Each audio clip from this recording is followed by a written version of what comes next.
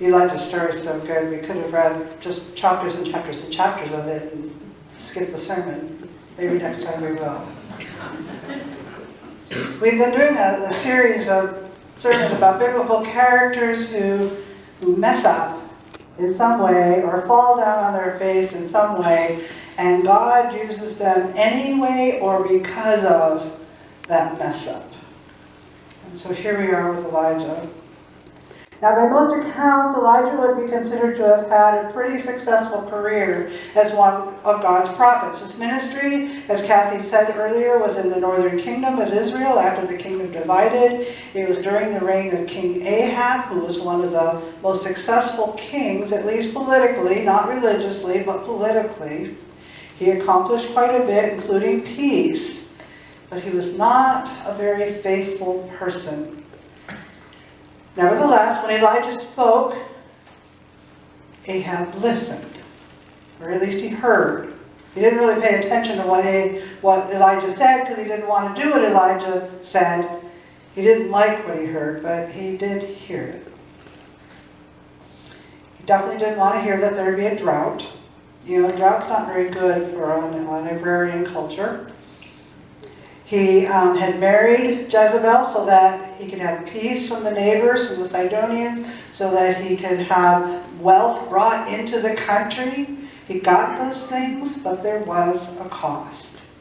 His wife Jezebel also brought the pagan gods, the Baals or the Baals. He brought them to Israel, and then she killed a lot of the prophets of God, of the Israel God. Now, Ahab did not want reminders of all the things that he was doing that were unfaithful to God, and he definitely didn't want to face the consequences of his lack of faith. And he didn't want Elijah telling him about his poor domestic policies. So what if Ahab's wife is the one pressing for certain things? So what if Jezebel kills people just so that she can get what she wants? So what if Ahab's policies are unscrupulous and take things away from their rightful owners? Ahab is king, isn't he? He can do whatever he wants, can't he? He's in charge.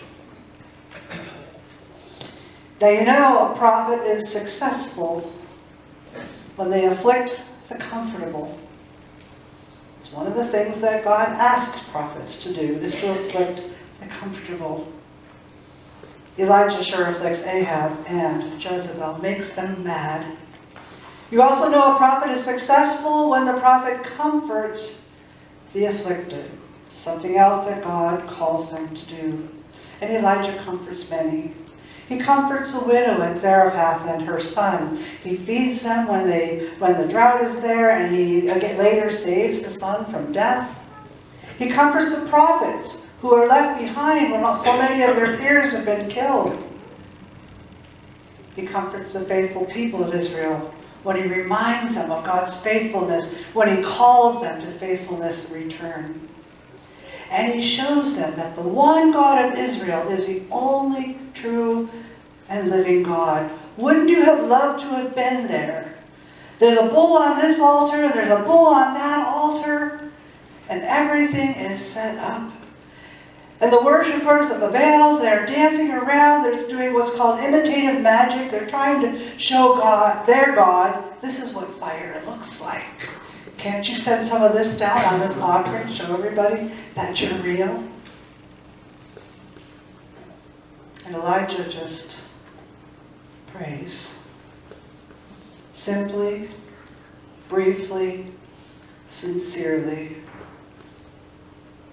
And God responds.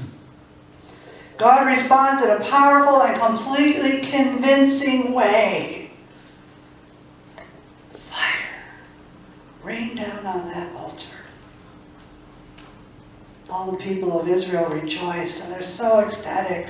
Our God is a real God. The God we've been worshiping truly is a real God. It's so nice to have confirmation that we are worshiping the real God. Wouldn't that be nice to have that confirmation? You probably get it more than you know. Of course, they also rubbed it in a little bit with the worshippers of the Baal. Our God is the real God. Your prophets, well, let's do to your prophets what you guys did to ours.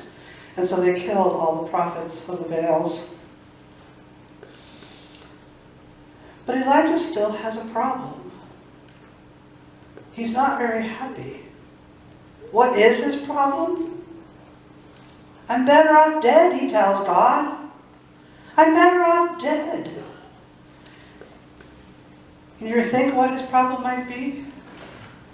There's a price on his head. Jezebel has said it there. She said, may it be to you as what you did to my prophets. And so Elijah goes on the run. He heads out into the wilderness. He goes as far as he can and he hides until, well, I don't think he had it until. He gets out into the wilderness and that's when he cries out to God, it's more than enough. Take my life. I'm really no better than my ancestors.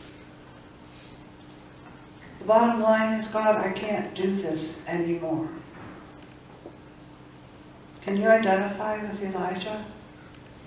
Have you been in a situation where you just have to say, I can't do this anymore?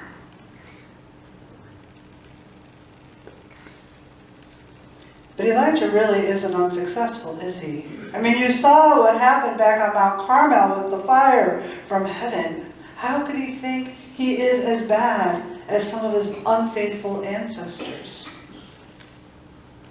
I would say to you that just because somebody looks like they're being successful doesn't mean that everything is going swimmingly with them.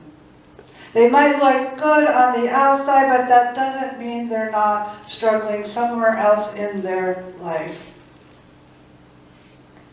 Some of the things that people do, even to be successful, have a great cost. Cost that you and I might not be able to imagine because we are not in their feet. We are not in their shoes. We have not walked the road that they have walked.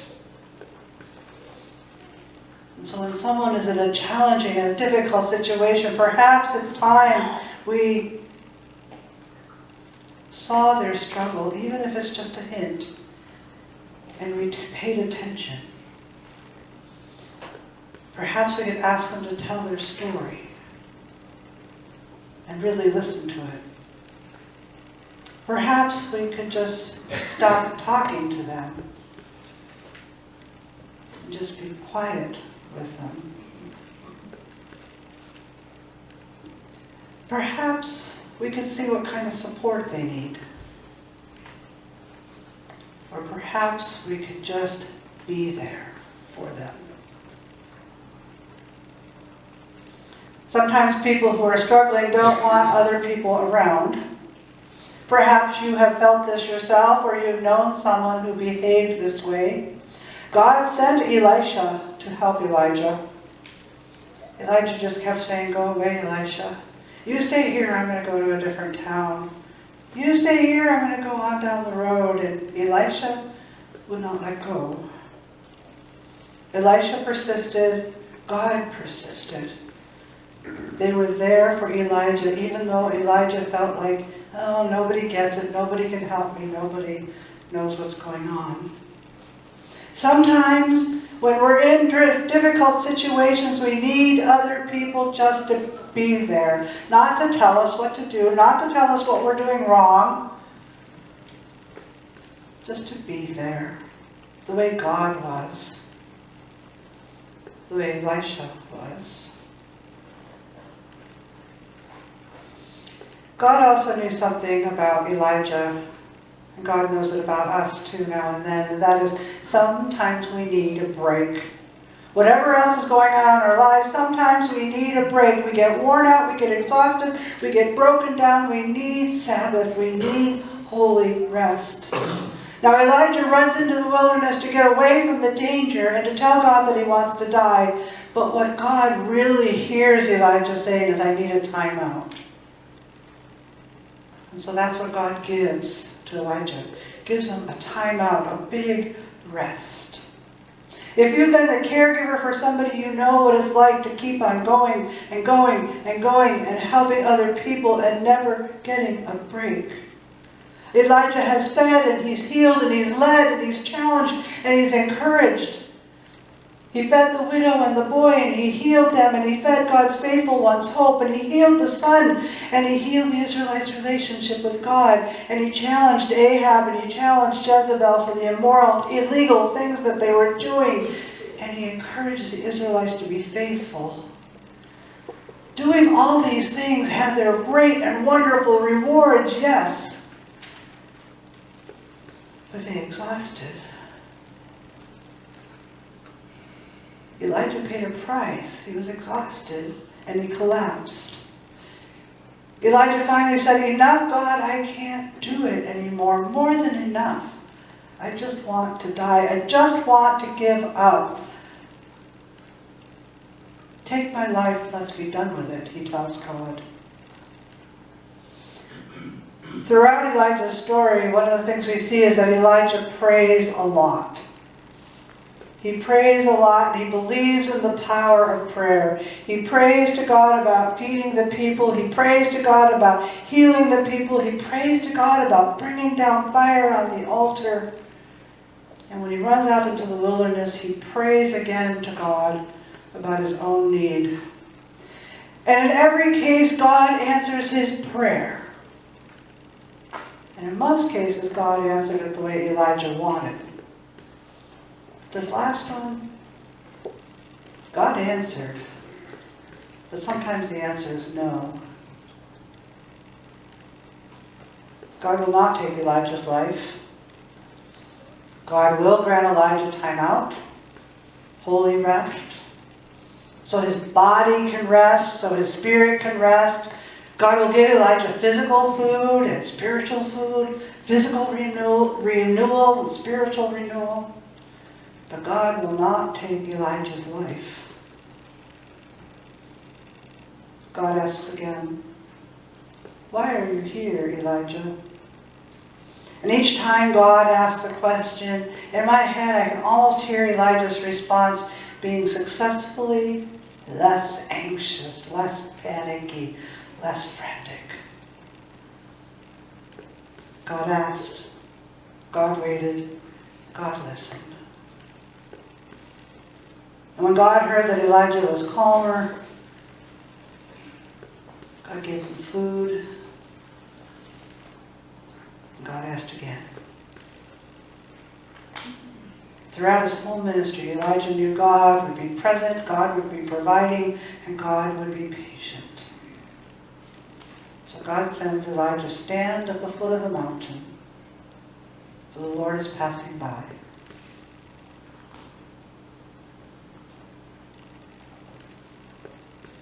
There's wind, there's earthquakes, there's fire.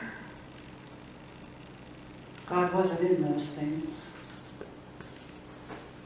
There's thin, quiet.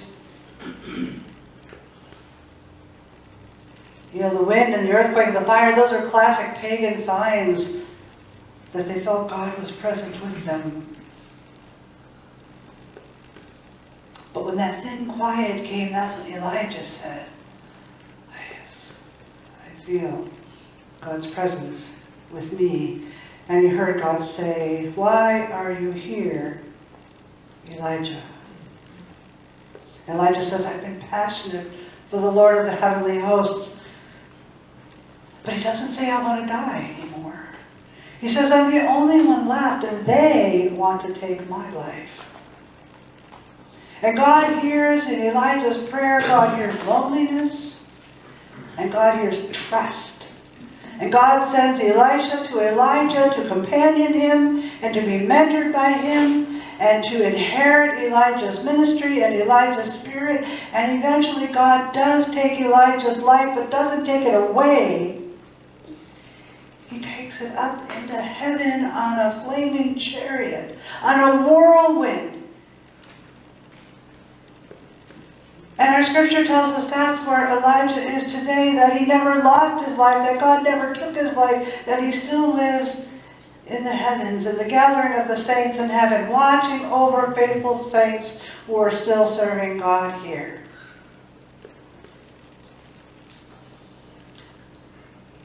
Some would say that the church, not the building, not the denomination, the church, rightly understood, is one people. It's one people here on earth and in heaven, all one body. That the dead don't disappear into the ether, but that they're in Christ. They're in that very same communion that Christ is in, the same communion into which they were baptized, the same communion into which you and I were baptized. We belong to that same communion. It's almost as if Jesus has sent flaming chariots to carry our dead saints into the communion feast with him. So when you come for Holy Communion today,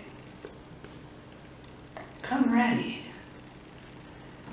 Come ready to feast with the saints, to feast with John Housechild and with John Kingsbury and with Norma Holtz. Come ready to feast with the saints like St. Teresa and John Wesley and St. Stephen and St. Paul and the jailer we read about a couple of weeks ago, and with Elijah and with so many others. Come ready to feast with the communion of saints, especially with Jesus, who lives and reigns, the one true and living God. Amen? Amen.